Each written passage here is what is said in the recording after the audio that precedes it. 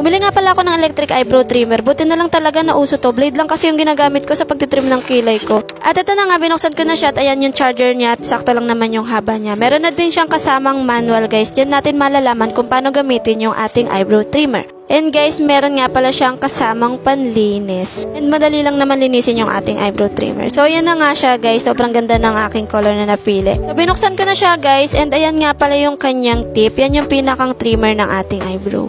Diba? Napakaganda. And guys, kung paano siya i-on, slide nyo lang siya para mag-on siya and meron siyang ilaw. So guys, excited na ako gamitin to. Kaya let's try! Try natin kung legit ba to. Ayan, medyo makapal na kasi yung aking kilay.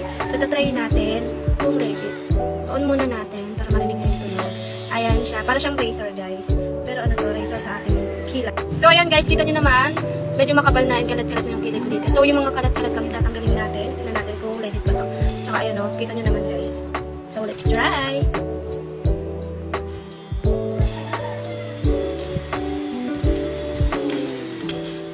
Di pa ako masyadong sanay. Pero natanggal naman yung iba. So, ayan guys, patapos na ako dito at napakabilis lang natanggal yung mga kalat-kalat na kilay ko. Kaya kung ako sa inyo, umorder na din kayo. Yun lang!